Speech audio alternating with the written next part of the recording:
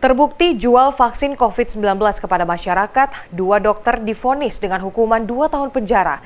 Kedua dokter yang menjadi terdakwa merupakan dokter yang bertugas di Rutan Tanjung Gusta dan dokter yang bekerja di Dinas Kesehatan Sumatera Utara.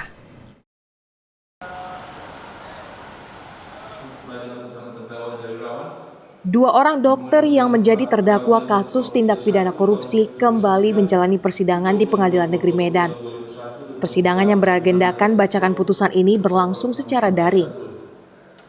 Majelis Hakim yang diketuai oleh Saud Maruli Tua Pasaribu dalam amar putusannya menyatakan terdakwa Indra Wirawan yang bertugas sebagai dokter di klinik Rutan Tanjung Gusta terbukti melakukan perbuatan korupsi secara berkelanjutan dengan menjual vaksin dan melakukan vaksinasi berbayar kepada masyarakat.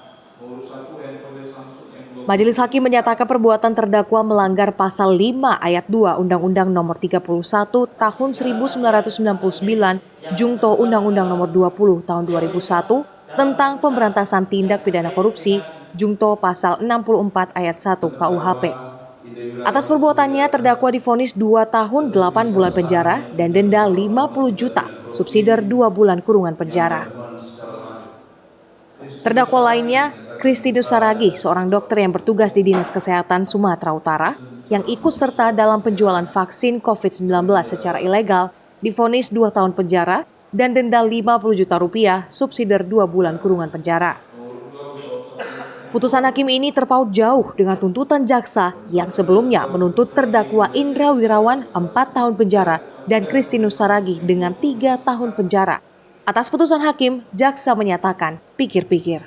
Saat ini kami masih pikir-pikir, nanti kita harus konsultasi sama pimpinan. Perbandingan antara tuntutan dan putusan bisa dijelaskan Pak, selisihnya seperti apa? Selisihnya masih 2/3 dari tuntutan kami, 2/3 lebih ringan dari tuntutan kami. Tuntutannya berapa dan kayak Dr. Indra Wirawan kami menuntut 4 tahun, terus 2 tahun kemudian Dr. Kristinus kami tuntut 3 tahun, putus 2 tahun. Sementara itu penasihat hukum Kristinus Saragih, Melsida Marbun, juga menyatakan pikir-pikir juga atas putusan hakim. Melsida menyatakan kliennya melakukan vaksin atas kemanusiaan dan tidak ada kerugian negara atas tindakan kliennya. Nilai kerugian nggak ada dari pemerintah, ya kan? Tidak ada kerugian dari pemerintah. Ya tadinya kan kita sama-sama tahu tuh pandemi kan semuanya merasa ketakutan ya.